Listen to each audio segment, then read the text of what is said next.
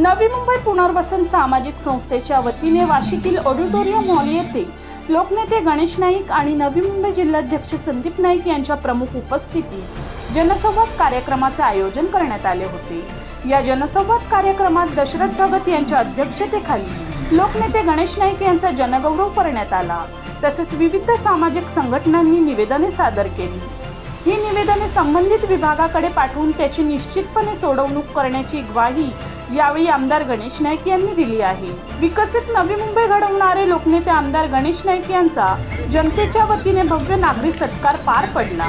सुसंवादातून सुसंस्कृत विकास आणि सन्मान या शीर्षकाअंतर्गत पार पडलेल्या या कार्यक्रमामध्ये वाशी प्रभाग क्रमांक 65, 77, 78 या तिन्ही प्रभागांमधील नागरिकांनी विविध प्रलंबित कामे याविषयीची विविध सामाजिक संघटनांनी निवेदने सादर केली। आमदार गणेश नाईक, नवी मुंबई जिल्हाध्यक्ष संदीप नाईक, नवी मुंबई पुनर्वसन सामाजिक संस्थेचे संस्थापक दशरथ भगत यांच्या हस्ते ज्येष्ठ नागरिकांना छत्र्या वाटप करण्यात आल्या। या कार्यक्रमादरम्यान आमदार गणेश नाईक, नवी मुंबई जिल्हाध्यक्ष संदीप नाईक, नवी मुंबई पुनर्वसन सामाजिक संस्थेचे संस्थापक आणि माजी विरोधी पक्षनेते दशरथ भगत, माजी नगरसेविका फशीबाई भगत, निशांत भगत, संदीप भगत, अंजली वाळुंज, घनश्याम मडवी, शैलेश घाग, ॲडव्होकेट सचिन शिंदे, विविध सामाजिक संस्थेचे प्रतिनिधी, ज्येष्ठ नागरिक, महिला वर्ग व विद्यार्थी मोठ्या संख्येने उपस्थित होते।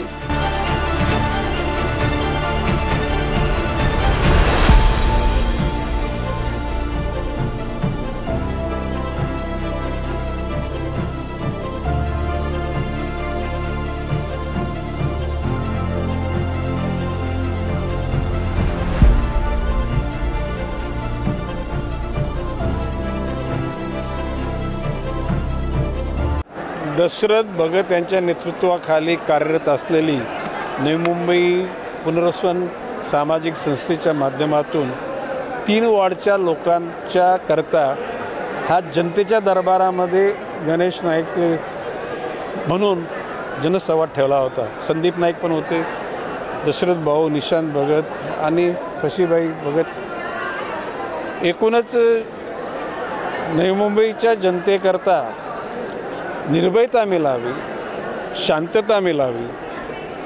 जो राष्ट्रावर प्रेम करणारा असेल तो कुठल्याही धर्माचा, जातीचा, पंथाचा असेल त्या माणसाला निर्भयता मिळणं गरजेचं आहे। ही विचारसरणी छत्रपती शिवाजी महाराज, शाहू फुले आंबेडकरांची आहे।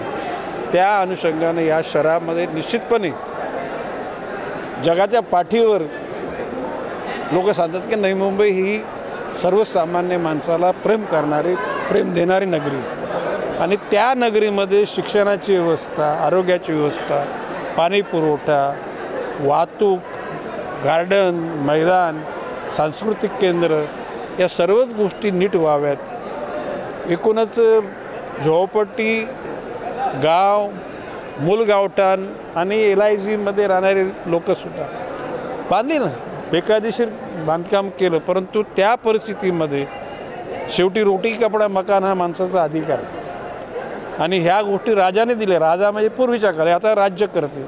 त्यांनी एकूण चांगल्या प्रकारचं नियोजन करून सिडको म्हणा किंवा म्हाडा म्हणा या माध्यमातून गोरगरिबांना 500 स्क्वेअर फुटाची घरं विनामूल्य त्या ठिकाणी मिळावीत अशी आमची मागणी। त्यातल्या ज्या प्रकल्पग्रस्त लोकांनी त्याग केलेला आहे, आपल्या जमिनी कवडी मोल किमतीने दिल्या, त्या लोकांनी बांधलेली दुकानं, त्यांनी बांधलेली घरं जितके 8-10 खोल्या असतील तरी त्यांच्या नावावर व्हायला पाहिजे, कारण शेवटी त्याचं उत्पन्नाचंच साधन झालेलं आहे। ही बाब माननीय मुख्यमंत्री एकनाथ शिंदेंच्या मी कानाला घातलेली आहे आणि तत्वतः देवेंद्रजी फडणवीस, अजितदादासुद्धा एकूण अशा रंजल्या गांधलेल्या लोकांच्या करता निश्चितपणे शासनाने मजबूत अशी योजना करावी या विचारात त्यात आणि भविष्यकालामध्ये त्याच्यातून मार्ग निघेल असा माझा विश्वास आहे। बाब असे आहे की मी काय बोललो, तो सत्कार मी नवी जनतेला अर्पण करतो। त्याचं कारण असं आहे की नवी मुंबईच्या जनतेने चांगल्या प्रतिनिधींना जर त्या ठिकाणी निवडून दिले तर त्या ठिकाणी चांगला कारभार होऊ शकल नसतं। मी फक्त माझ्याबरोबरच्या पक्षाचे लोक चांगले आहेत असं माझं म्हणणं नाही, अन्य पक्षामध्ये सुद्धा चांगले लोक आहेत, त्या लोकांचं सुद्धा या शहराची उभारणी करता मदत होते आणि भविष्यकाळामध्ये अशी सगळ्यांची मदत घेताच हे शहर मोठं होईल. दशरथ भगत, निशांत भगत, फशीबाई या सर्वांच्या माध्यमातून हे ते 3 वॉर्ड नाही, दशरथ भगत ह्या नवी मुंबईच्या प्रत्येक कानाकोपऱ्यामध्ये दशरथ भगतांचं काम आहे आणि ते भविष्यकाळामध्ये प्रज्वलित होत राहील, गतिमान शक्तिमान होईल, प्रकाशमय होईल असा माझा विश्वास आहे. तुम लोग बोलतो मैं पूछूंगा काय सांगाल की नवी मुंबई पुनर्वसन सामाजिक संस्थेतर्फे केलं होतं तर गणेश नाईक आले होते काय नेमका नवी मुंबईचे कुटुंब प्रमुख नवी मुंबईचे शिल्पकार आणि नवी मुंबईची आयडेंटिटी सन्मान्य गणेश नाईक साहेब आज ह्या ठिकाणी संवाद कार्यक्रमसाठी उपस्थित राहिले. हा जो जनसंवाद कार्यक्रम जनतेशी संवाद करण्यासाठी ते आले होते. जनतेच्या विविध समस्या, मग त्यामध्ये वाढच्या समस्या, विविध नागरी समस्या आणि त्यासोबत मच्छीमारांच्या समस्या, मग ते विद्युत महामंडळ असेल, MECB असेल, शौचालय असेल, विरुंगला केंद्र असेल, असे विविध अनेक समस्या. मग ते भूखंड आरक्षण भूखंड ठेवले पाहिजे, सिडकोच्या संदर्भामध्ये गरजेपोटी बांधकाम असेल, जमीन मालकी, मग ग्रामीण भाग, शहरी भाग आणि झोपडपट्टी भाग, अशा एकंदरीत सगळ्या गोष्टी, या सर्व समस्या, सर्व सूचना या जनसंवाद कार्यक्रमाच्या माध्यमातून नाईक साहेबांनी त्या ठिकाणी लोकांशी संवाद साधला आणि जो शहरी भाग, ग्रामीण भाग आणि झोपडपट्टी भागातल्या विविध ज्या काही समस्या होत्या, सूचना होत्या, अशा अनेक शिष्टमंडळ प्रभागातील आणि इतर अनेक मंडळी या ठिकाणी आपलं निवेदन दिलं आणि त्या सूचना त्यांच्या नाईक साहेबांनी त्यांच्या स्वीकारल्या. निवेदन स्वीकारलं. आम्हाला अपेक्षा आहे अशी आहे की जे नागरिक आपल्या अपेक्षेने आलेले आहेत, आशेने आलेले आहेत, मग तो मच्छीमार बांधव असेल, मग तो ग्रामीण भागातला असेल, शहरी भागातला असेल किंवा झोपडपट्टी भागातला असेल, असे सर्व घटकातले नागरिकांनी त्यांनी आपापल्या समस्यांचे निवेदन दिलेलं आहे.